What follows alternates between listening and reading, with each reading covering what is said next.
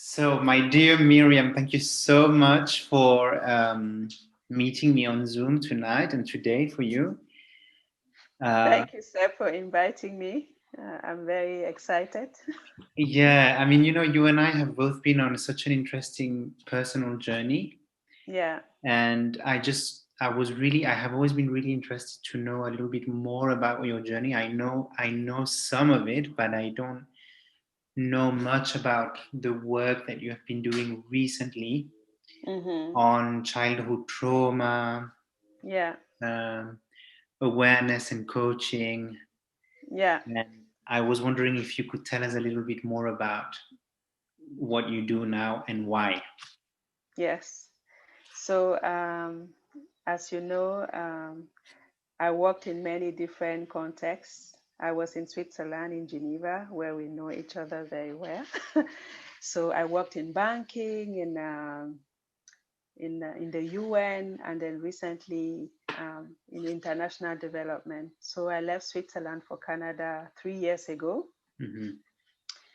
And the whole time I was doing all this job hopping, I was so searching as well. I never felt that was what I was meant to do, that I really found something that I was passionate about. And so it was more like fulfilling what people were expecting of me. Yes. So it was more like people would say, oh, but yeah, you have a master degree. Oh, if you had a PhD in economics, it would land you a job in the UN. And then I started researching a PhD in economics. Yeah. But I was not interested in doing any PhD in economics, but it was just that I needed that external validation so much that I was ready to even study things I did not like, Yeah. work in fields I was not interested in, just to be like everyone and Yeah. look like I'm advancing, I'm making progress. So 2 years ago, I was pregnant. I was having difficulties at work with my boss. So I went to see this psychologist, and she told me to read this. So we discussed. She asked me if I had a past of childhood trauma. I Mm. said yes. All sorts, neglect, abandonment, Yeah. physical abuse, sexual abuse, yeah, really lots of stuff. And so she told me something that at that time was really, I think she really understood what was happening with me. She told me, your boss has understood how to hold you.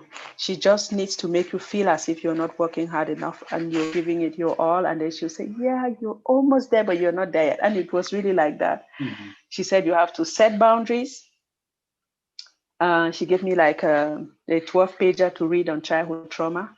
And she told me to read a book called Trauma and Recovery Yeah. by Judith Herman. It's like an old book from the 90s about trauma, like long-term trauma. I read that book. It was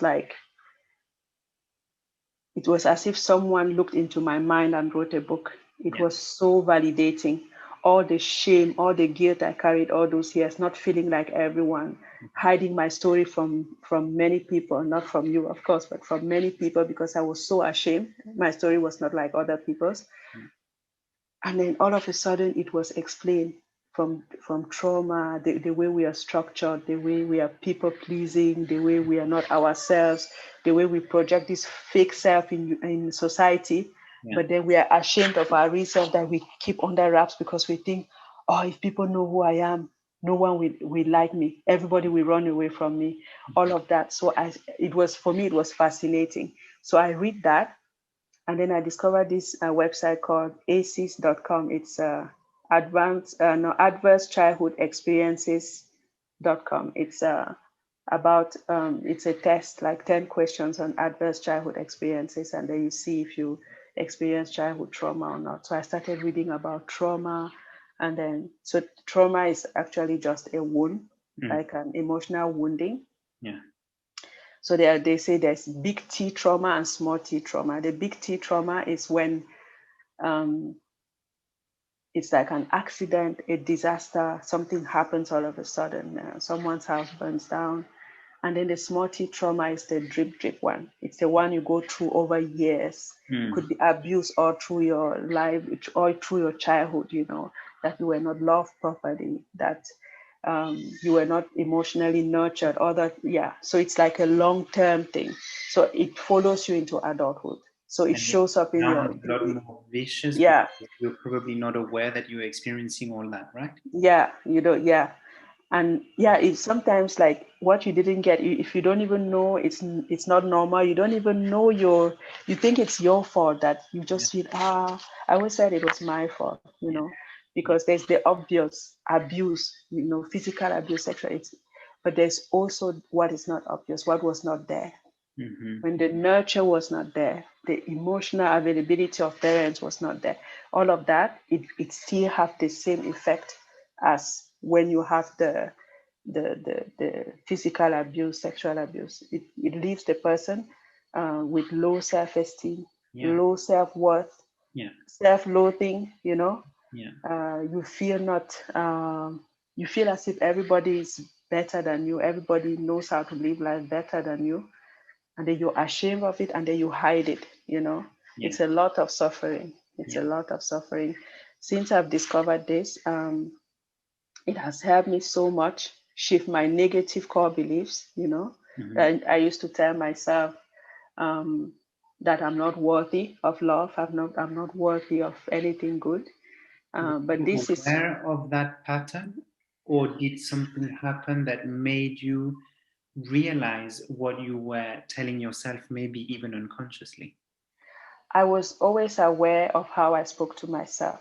Okay. So when I was a teenager, it was like a dictator. Mm-hmm. I used to, if I failed a test, I would tell myself, "You're a piece of shit. Mm-hmm. How come you failed this test? You have no excuse. You have everything you need. How come you're failing?" And like really, wow. With time, it became more subtle.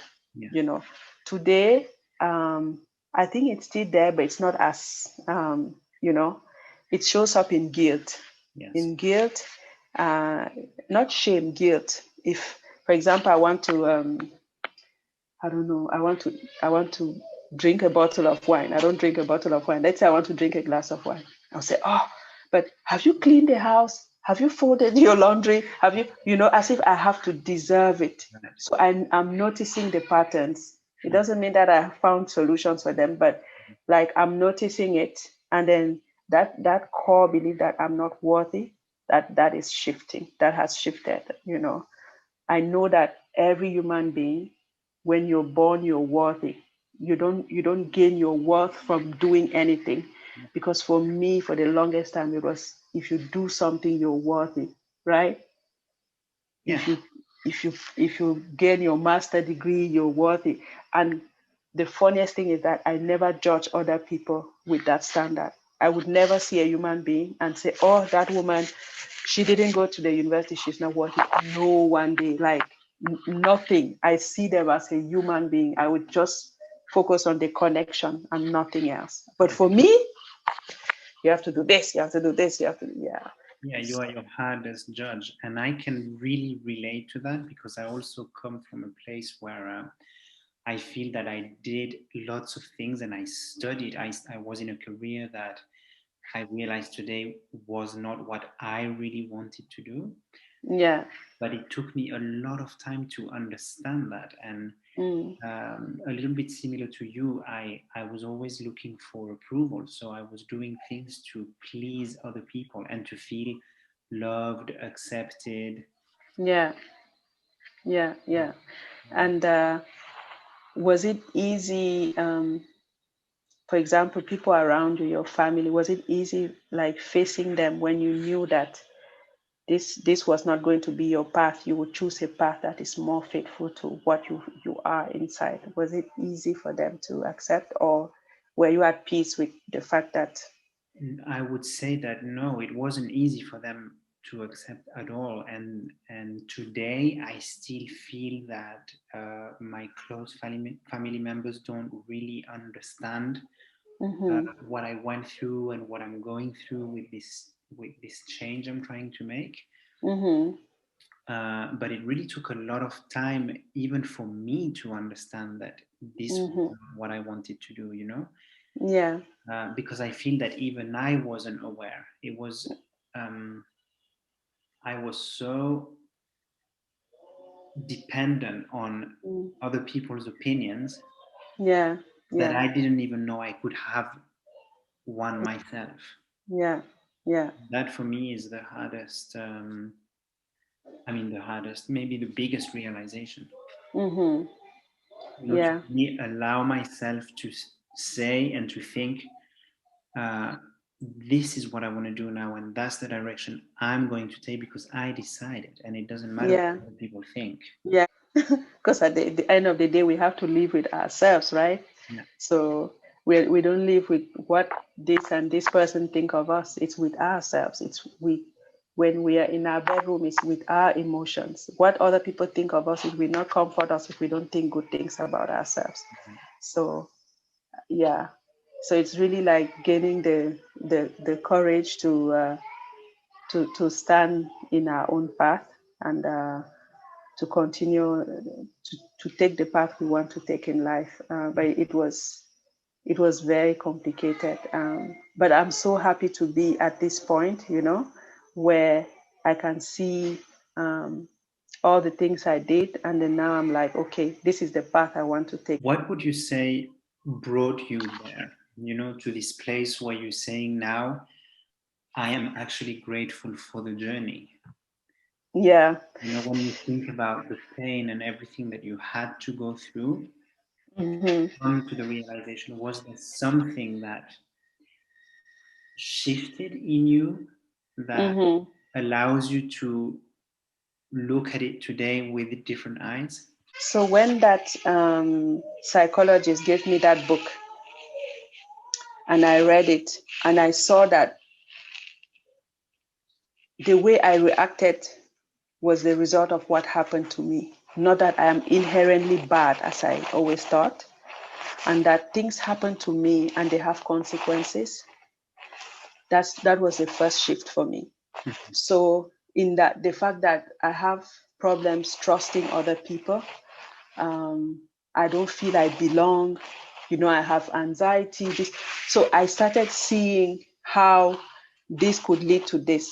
Because up until then, the fact that I went through abandonment by both my parents, I was taking care of, I don't know, cooking when I was 10 and selling in the bar when I was 12.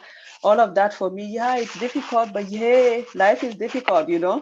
You should get over it, kind of. And then so I saw that all those stuff that was weighing me down, um, it was it came from my childhood trauma, and like just recognizing it and reading more about it and meditating, also a lot of meditation. Mhm. There's this woman called Tara Brach. She has this meditation and kind of talk and then meditation. So like then I started doing breath work, and I started observing how I react, how I feel, noticing my triggers, what Mhm. triggers me, what makes me go into an emotional flashback, Yeah. and things like that. So, gaining more and more self awareness. It starts with that Mhm. self awareness. And I've tried different sorts of therapy when I had the means or not. Even if sometimes it was just like 2 sessions, for example, the 2 times I went to hypnotherapy, um, one of my uncles who used to beat me up a lot. In that, I saw him as a human being who had his shortcomings. Until then, he was just set as this big, scary person for me. And then in that session, I saw him as someone who was young, who just lost his wife. So he was also in an emotional state, and maybe he was not equipped to take care of a child, you Yeah. know? Like seeing things like that as an adult and taking yourself out of that victim, small child role. Yeah, all these things help shift things for me. I'm I still think that's working a on, really important point you raised there, and I came through a similar realization not so long ago, yeah, uh, when I realized that my parents were just human beings. yeah, like you and Yeah. I, and they also Yeah. have their own limitations, Yeah. and they did what they could at the time, Yeah. and that there were a lot of things that were missing for me. Yeah. And just to Yeah. be able to understand that and even express it. So it wasn't easy, but I was able to have a conversation with my father and tell him, look, this is what I would have needed when I was a child, and Yeah. I That's amazing. didn't receive that. Yeah. It's really Um, amazing you did yeah, that. And it's yeah, important. It's yeah, important because you take back your role as the child, and not the parent. Because I think for you too, we talk about this, but parentification, yeah, taking on an adult role way mhm, too early, right?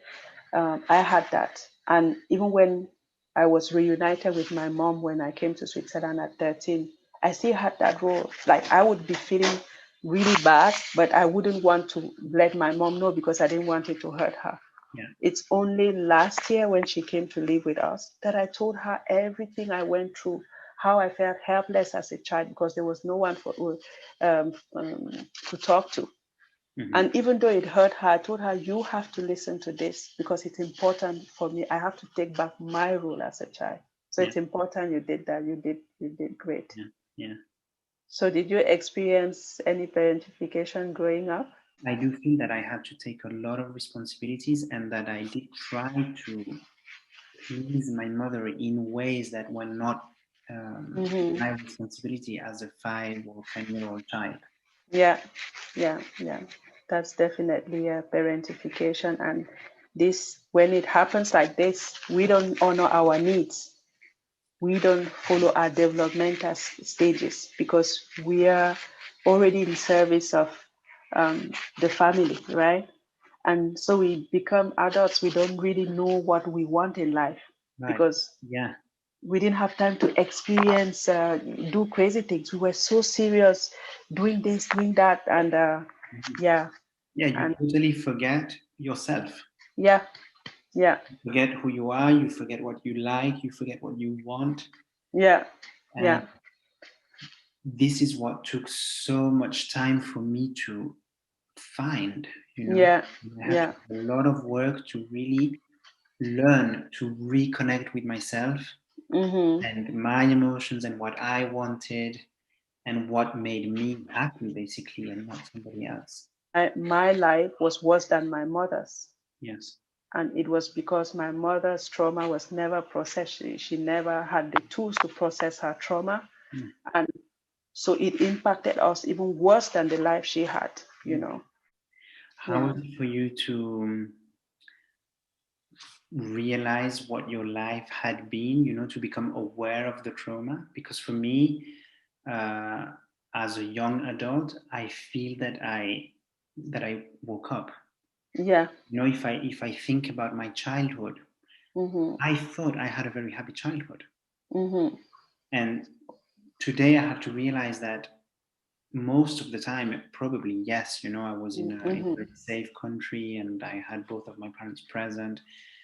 But in terms of the emotional impact and consequences that I went through, Yeah. it could have been a lot better. Yeah. Yeah. And it's not so easy for me to realize that it wasn't as perfect as people try to paint. Mm-hmm. Yeah. Because sometimes family members are in denial Yeah, because it's painful, right? To come and say, okay, it could have been better, but it shouldn't make us deny our truth because that's our truth. That's how we lived it in our body. Um, hmm. For me, I always knew that my childhood was not great. I mean, I was maltreated, so Um, when my mom was not there, she always sent money, she sent gifts, she sent clothes.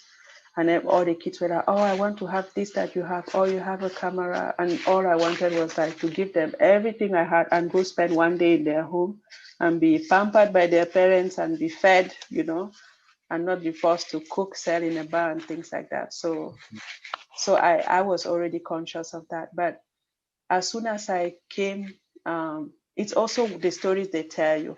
When I came to Europe, everybody was like, oh my God, you're so great. You're so lucky your mom brought you to Europe. You have a better life. So from that, I felt guilt. So I was angry. I was super angry at my mom for leaving us for all those years.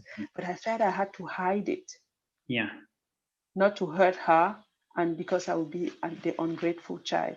Mm-hmm.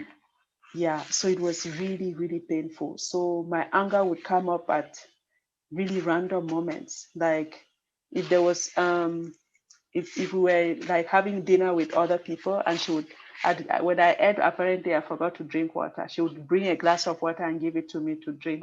I would be so angry, you know. I would try to hold it, and then afterwards I tell her, you never do that, don't do that to me. But it was because she's showing me nurture in front of other people and I couldn't take it. Yeah. But it was not just that glass of water, because in itself it's nice. It's all the emotional baggage from the past.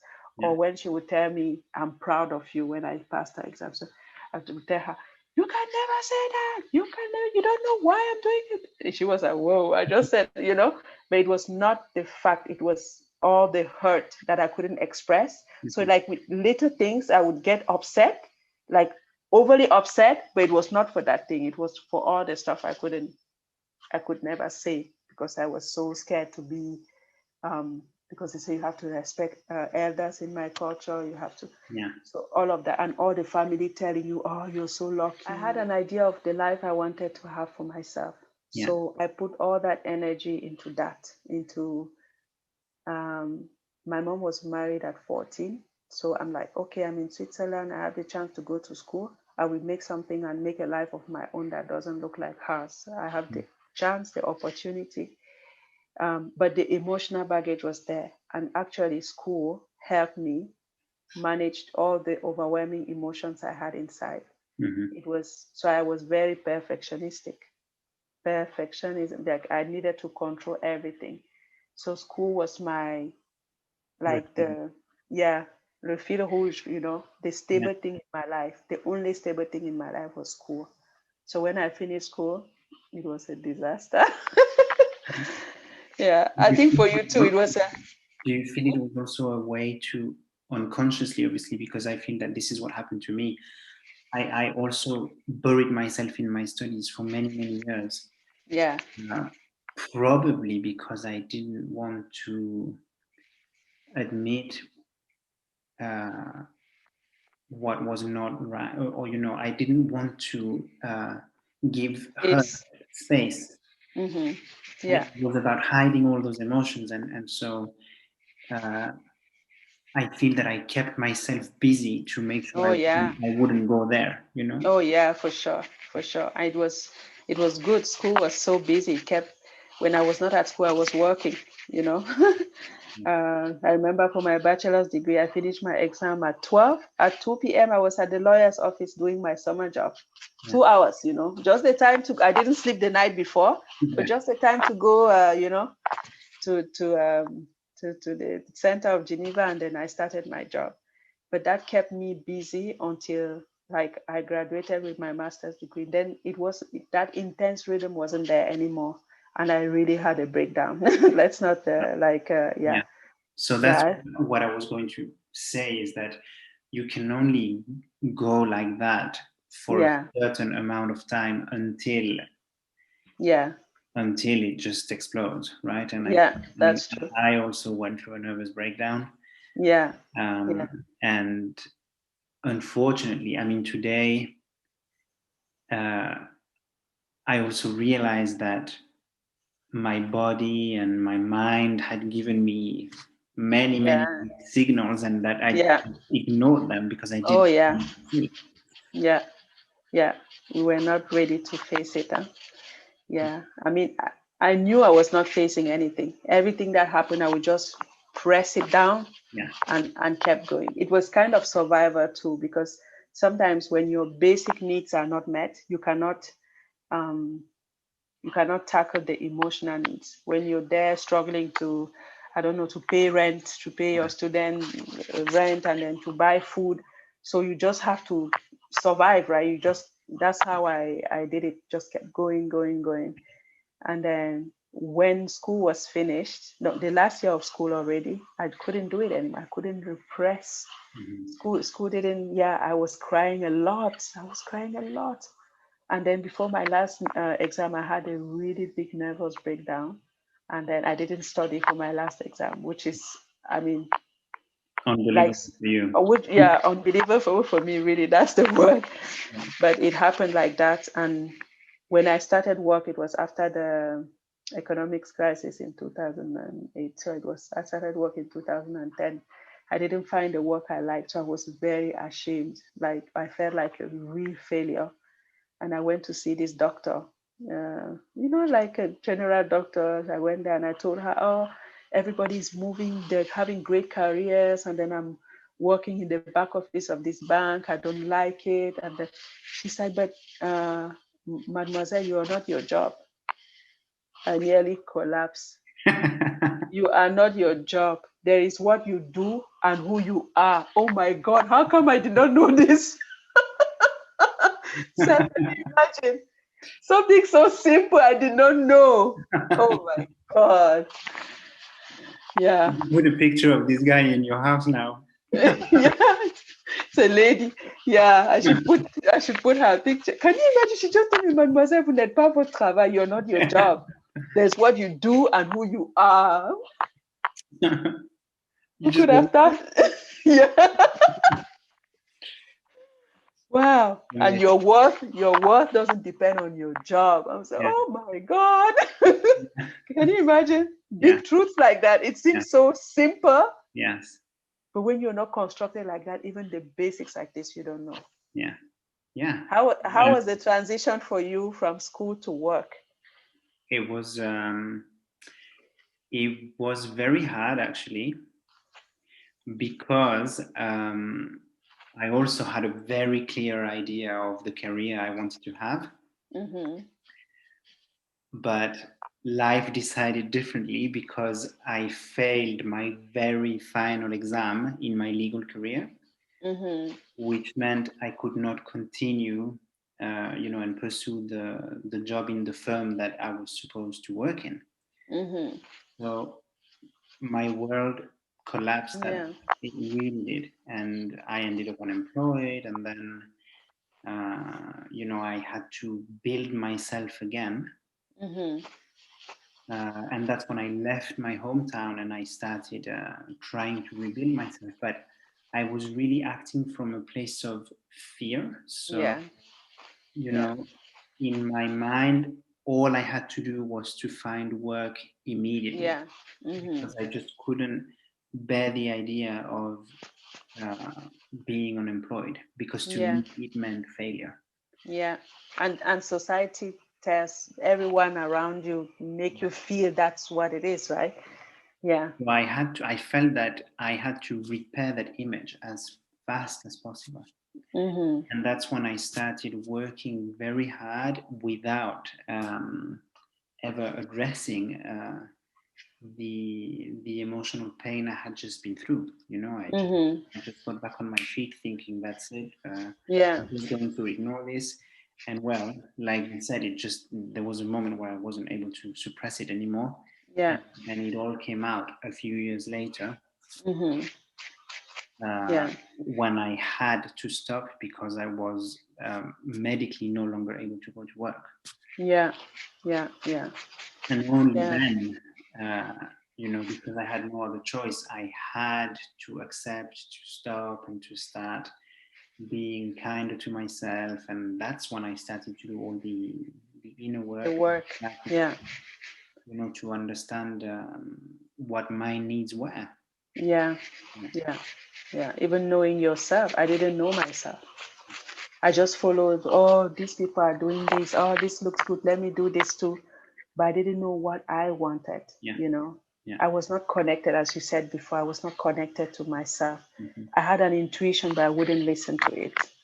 My intuition would tell me something, I would brush it aside, because other people were more important than me. So why listen to my intuition? It's crazy kind of when you think of it, you know. And now today I listen to my intuition more. And I would also say that in my journey, Writing has helped me a lot. Mm. Writing has really, really helped me. Journaling, you Yeah. know, I wrote the first draft of my memoir in 2010, and for 7 years I couldn't reread the story. It was too difficult. Mm-hmm. And then 3 years ago I moved to Canada and I started reworking on it. It was very painful, but it's getting easier and easier because I'm restructuring the text. And from that work, I'm discovering so much on myself, Yeah. making links that I couldn't make before. Mm-hmm. Um, like it helps me understand my triggers, observe myself, and see when I'm dysregulated, I'm frightened, I'm anxious. I can really see it. Sometimes I'll say, okay, I will go for a walk for 2 hours, Before I would just know that I'm not fine, but I don't even know what's going on. Yeah. With all of this work, you notice your emotional states. And before I did not even know what an emotional state was, Yeah. how I was feeling. I did not even know, you know, I did not know.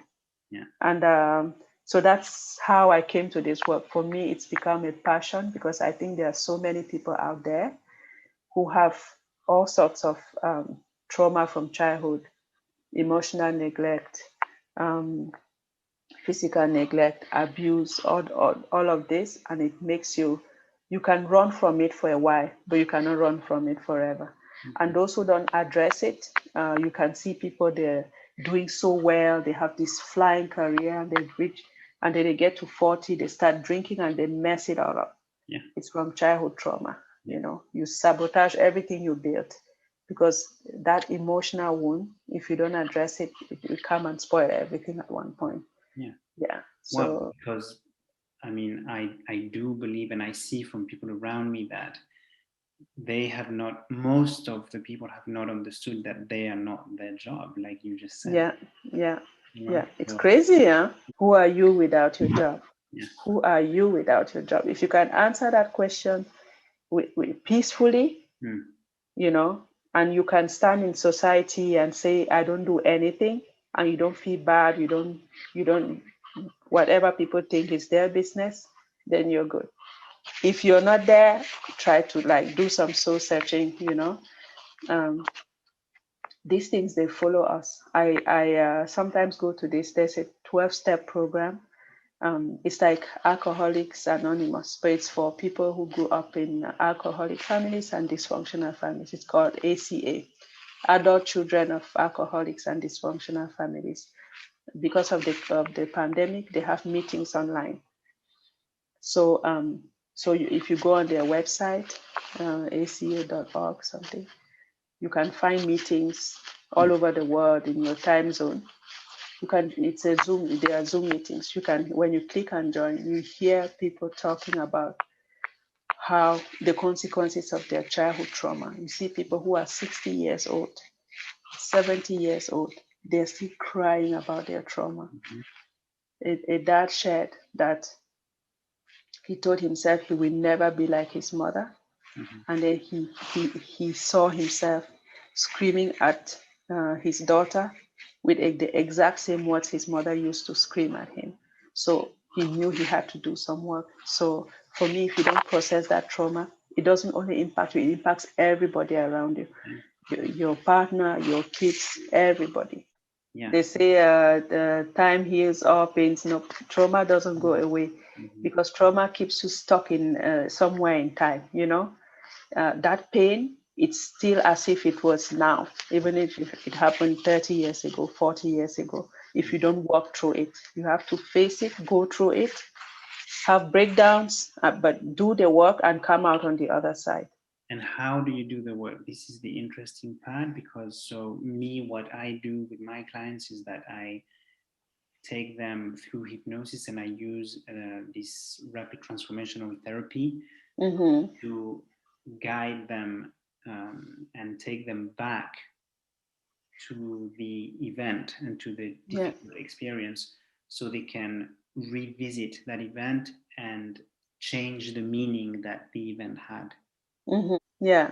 What do you use to?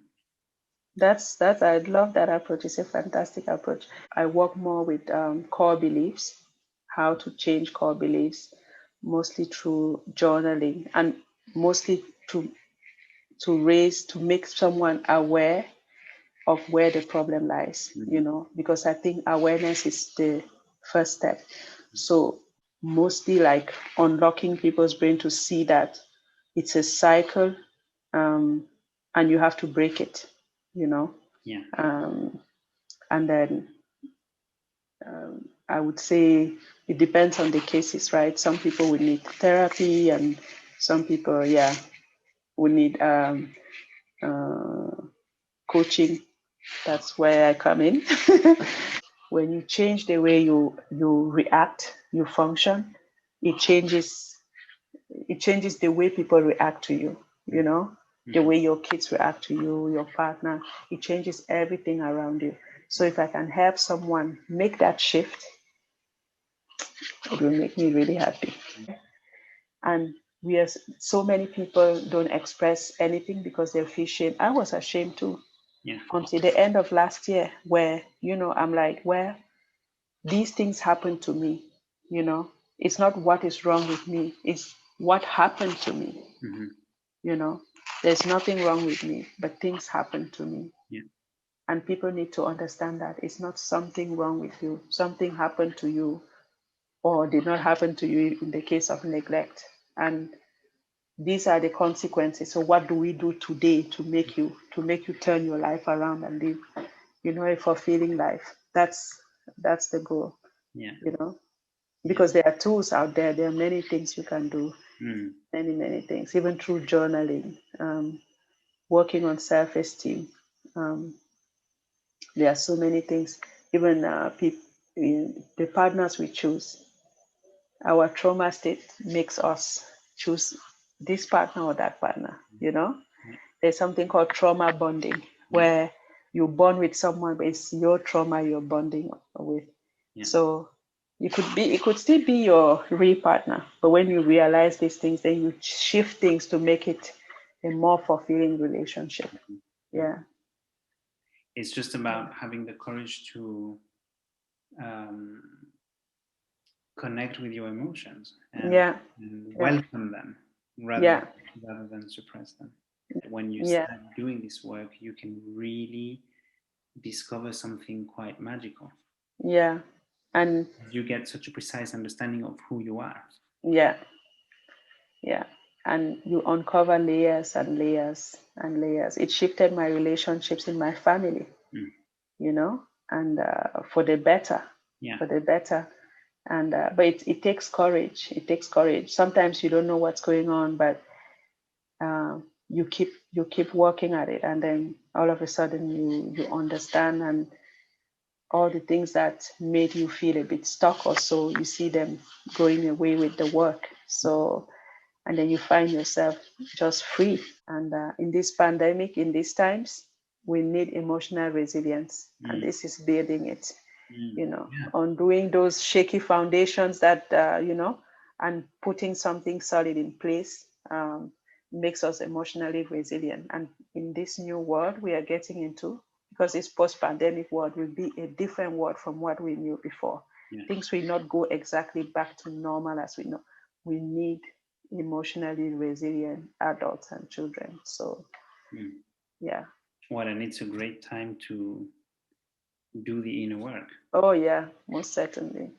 I remember many years back we had no idea about these notions. I'm just so happy they found us. Right? Yeah, it's quite amazing. incredible. Yeah. Well, thank you so much for your time. Thank you. It was amazing. Sharing. Yeah, thank you too for sharing. It was a great conversation. Yeah, we'll do that again. Okay, sounds good. Thank you so much. Thank you, Take Seb. care. See you soon. Bye. Take care. Bye-bye. Bye-bye.